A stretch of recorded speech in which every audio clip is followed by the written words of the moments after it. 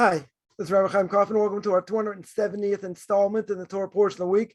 We are holding by Parshas Shoftim. Parshas Shoftim speaks about setting up law courts, speaks about death penalty for an idol worshiper, talks about the rebellious elder, king in Israel, priestly gifts, prophecy, cities of refuge, plenty of things here. At the end of the Parsha, chapter 21, book of Deuteronomy, chapter 21, verse 9, it says, but you shall remove the innocent blood from your midst when you do what is upright in the eyes of Hashem. Right, it's talking about unsolved murder, right? The axed heifer, right? You don't know,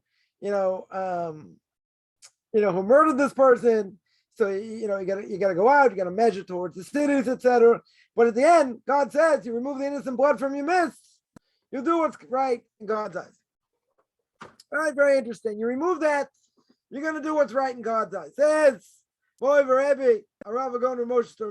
should be well. Brings down in Tam Vadas, his commentary on Chumash, and he says, let's look at the Ibn Ezra. The Ibn Ezra explains what's the reward for a mitzvah. A mitzvah, right? And what is the reward for a transgression, i.e., you're going to get punished. It's a transgression itself. What does that mean? The reward for doing the mitzvah is the mitzvah, right? And the punishment for the sin is the sin. So he explains, he says that if a person goes in the right path, person goes in the right direction, in order to keep Torah and mitzvahs, educate their children properly, then you're not going to find anybody that kills. Right? You won't find that. Why? Because people are going to do the right thing. They're going to do what's right in God's eyes. Get rid of all evil. And that's what the Ibn Ezra means. That the reward for a mitzvah doesn't just mean the next one. We understand schar mitzvah b'hayam maleka, that in this world you won't get rewards. The reality is the reward's going to be in the next world, right? But a person could get merit just for keeping the mitzvah itself. In other words, the reward I understand you're not going to get now. So what do I get? I get the merit for doing the mitzvah. And what does that do? Brings peace to the world. Won't be any bloodshed. Because we keep the Torah, we keep the mitzvahs. We see the words of the Torah are sweet, they're pleasant. Someone who doesn't keep Torah mitzvahs, they're not living. They're not considered like they're alive. All right, what's going on over here? A little bit hard to understand. Because we see even people who keep Torah mitzvahs, we see there's still bloodshed. Doesn't that override? Right? Doesn't that override over here? Should? I would think that should override. Won't be any stealing. Won't be any, God forbid, murders. Won't be suffering. But what's the easy answer? The easy answer is, I can do what I can do. I can't necessarily control what someone else is going to do. Right? That's when I was learning how to drive. Someone explained to me, you have to be on the defense. You have to look out for the other person. Because you don't know what they're going to do. Let's say, we'll make it easy. You're a good driver. You know what you're doing. You know how to be careful. Okay. So that could be, we have to be out there trying to bring back as many Jews as possible. Because there are 13.5 million Jews don't know anything about anything, right, when it comes to Judaism. Very true, but still, I have to be the best Jew I can be.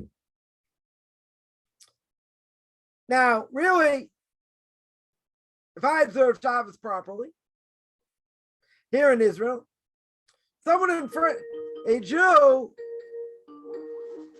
in France will not desecrate Shabbos. In other words, I do what I'm supposed to do. You can have a positive influence on others, right? Even if they're not here.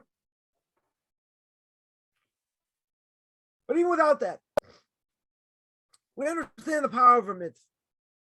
We understand the power of Tehillim, of saying something. We can understand that to a certain extent. But he's saying over here a fundamental thing, fundamental principle. And he says, we understand you're going to get rewarded in the next world. That's what a person's going to get. What about now? Isn't it true? Every mitzvah person does draws them closer to God, whether I understand it or not, or however I understand it. Going to get reward. 100% going to get reward. We understand that. That reward to the next one. The Ramchal says in Derech Hashem that a person can get something in this world. Right? If you do the mitzvah b'simcha, where everyone's told me, then you get part of the world rewards in this world. But he's not even saying that here. He's saying that just the fact I did the mitzvah, right? Even Ezra says the reward for the mitzvah is the mitzvah itself. Like any reward, that's for later. That's for the next world. But the mitzvah, the mitzvah itself is what makes us a cut above and everyone else. I did the mitzvah, I did to the best of my ability. Hopefully. It can affect a person, affect them in a positive way. Other people see it. They're able to educate their kids properly. That brings peace to the world. So that's a good thing. And that's going to help the world get its final tikkun. Get its final fixing up so the Messiah can come. Yeah, we got to try and bring back our, Jews. Get them to understand what Torah mitzvahs is. But first, we got to fix ourselves up. First, we got to work on ourselves. Then we can help others. Now, even if a person's not really holding anywhere in the world, but they're trying, they're learning, they can also have an effect on others. True? Doesn't mean a person has to be a seasoned veteran, learn for 30 years and go out, right? You can certainly do it before. You can certainly have an effect. But what's the point here? The point is when I do a mitzvah, the mitzvah itself has power. The mitzvah itself has the power to change. Change me, change others. Have a positive effect. Person does, God forbid, transgression. What does transgression do? It brings more transgression. Now, a simple explanation would be, if I'm going in the right path, good. It'll help me continue going the right path. I go in the wrong path, same thing. It'll help me go in the wrong path unless I want to change. Unless I'm interested in change. There's an X factor. What's that X factor, Mr. S? The Satan, the evil inclination, whatever you want to call it. You're going to tell me I want to go in the right direction. I'm all excited. I'm all revved up. Mr. X throws a wrench. Throws a wrench in your plans.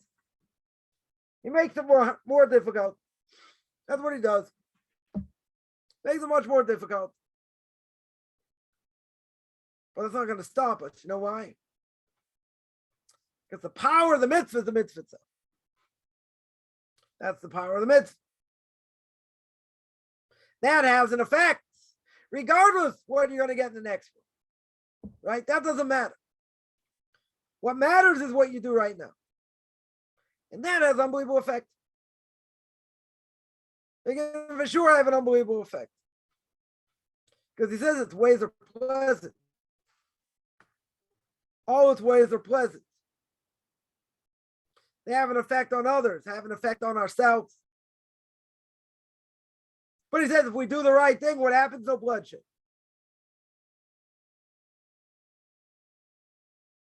Because you did the right thing. And you uprooted this. We see we got a lot of work to do. Well, the point is what I did right now. The goodness I did, even if I don't see the end result. The goodness I did had a positive effect.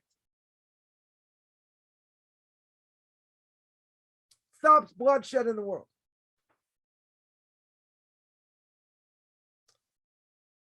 But here the Ibn Ezra says, when a person does the mitzvah, the reward for the mitzvah itself. Very good. It's the mitzvah itself. Forget about reward in the next world, forget about everything else. The reward itself is who you are and how it changes you. So whatever a person's holding now, think about where they were 2 days ago, a week ago, a month ago, a year ago. Everything we learned, building blocks. Building blocks. Person got to be thankful. Got to be thankful for every last thing. Because the reality is, it's more than I put myself into the Torah, it's how much Torah I put into me. We return the Torah to the ark, we say it's Chaimi Machzikim. The Torah is a tree of life to those that grasp it. He filled. That is causative effect, not active. So it means the Torah is having an effect on me. As well it should. But you have to be a vessel to be able to take it.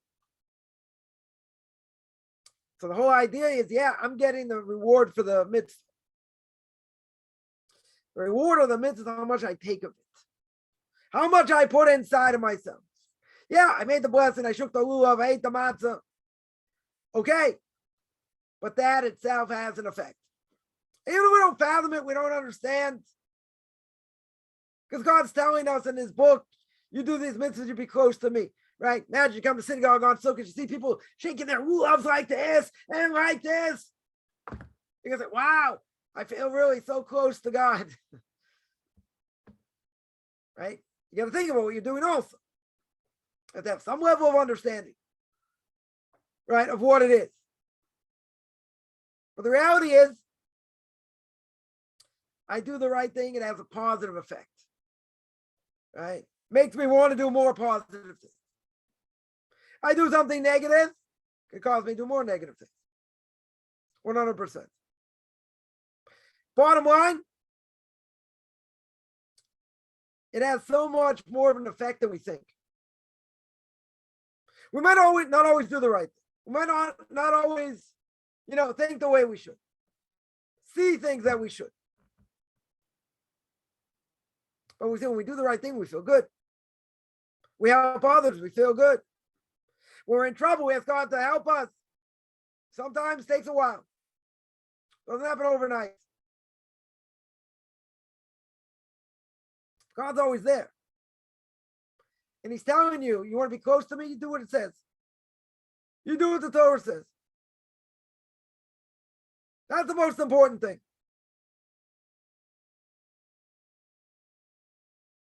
I do the wrong thing, God forbid. You can go down a terrible spiral. Terrible spiral. Right? One thing is, it's good for Elul. We don't want to stop bad habits. Nip it in the bud. Problem is Shari Tshuva, gate to repentance, Rabbeinu Yonah says, right, in his first section, the more I do things the wrong way, the harder it is to change. So you got to make a way not to do these things. But God forbid a person doesn't, he continues to do it, it's hard to fight. True. God should do other things, maybe worse things. But see, we don't want to be too negative. It's very easy to be negative. Let's be a little bit positive. Month of Elul, 29 days left. 29 days of introspection. Not to necessarily feel like a piece of dirt. Introspection, how can I be better? How can I work harder? How can I dedicate myself more? Without burning out. It's a good question. We want to take on things, cut it in half, cut it in a quarter, make sure you can do it. Make sure you're able to do it. Otherwise, the evil inclination is going to come. They say you couldn't do it. It's too hard, this, that. You want to be able to do it. But I want people to remember. Even Ezra says, when I do the mitzvah, I get the merit of the mitzvah. I get the reward of the mitzvah. What's the reward of the mitzvah? We feel good when we do the right thing. Makes us feel somewhere. We say God's name. We make a blessing. We hear the Shema. Or say the Shema, let's say better. We hear the reading of the Torah. Makes us feel something if we're half asleep. Even if our mind's elsewhere, thinking about other things.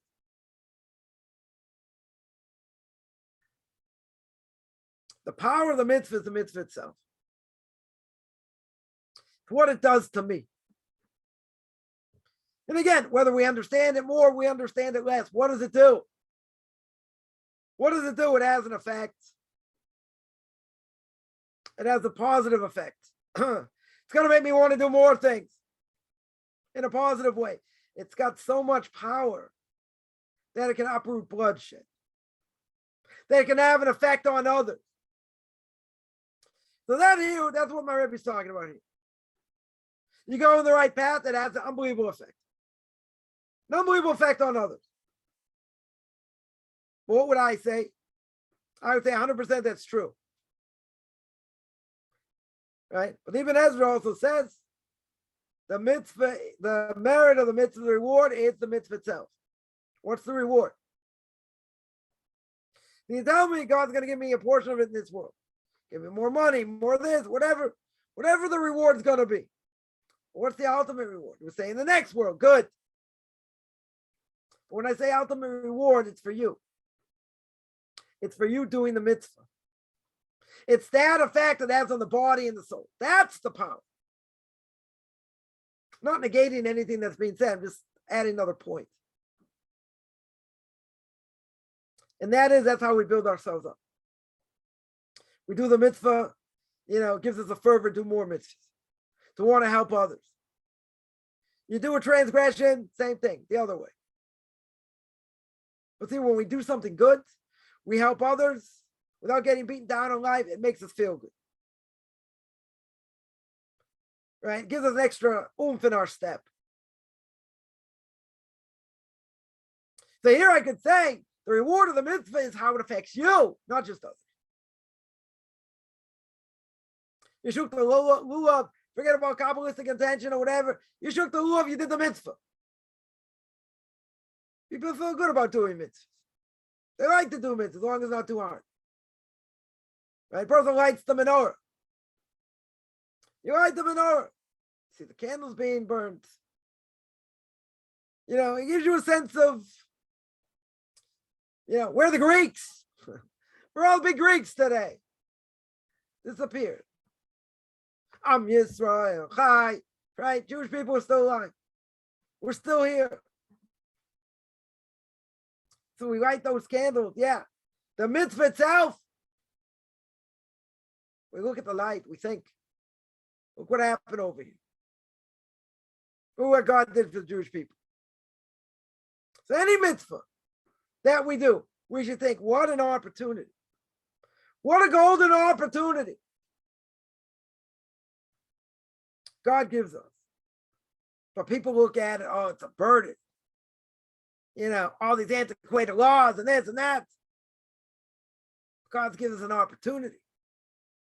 He's saying, you do a mitzvah, you want to do another mitzvah. You want to draw close. That's what he wants. Because by drawing close, it changes the soul, it changes the person. Gives them the ability to tap in, not a burden, just the opposite. Gives me a golden opportunity. And that golden opportunity we do not want to waste. These are like gems, diamonds, sapphires. We pick them up, put them in our pocket, and cash them in. And that's what we're looking for in this world. Cashing in on mitzvahs. Not just because of the reward, because about the ability to change us, the ability to make us who we are, the ability to help us reach our great potential. I want to remind everyone I have a class every Tuesday, Duties of the Heart, 9 o'clock Eastern time. Sunday, Pack Day, Book of Leviticus chapter 16. Sunday, 9 o'clock Eastern time, 4 o'clock Israel time. Noahide Nations, 2:30 Eastern time, 9:30 Israel time. On Sunday, Noahide Laws. Tuesday, Thursday, 10 o'clock Eastern time, 5 o'clock Israel time. Q&A. Thursday, 8 p.m. Eastern time, Tanakh Talk, controversial issues. Saturday, 2 o'clock Eastern time, 9 o'clock Israel time. Pirkei Avos, Ethics for Fathers. I have conversion classes. Anyone interested in any of this can find me on Facebook at Michael Chaim Kaufman, or on Facebook if you're on Orthodox Conversion in Judaism, you can send me an email, rabbichaimkaufman@gmail.com, RBBICHAIMCOFFMAN @gmail.com.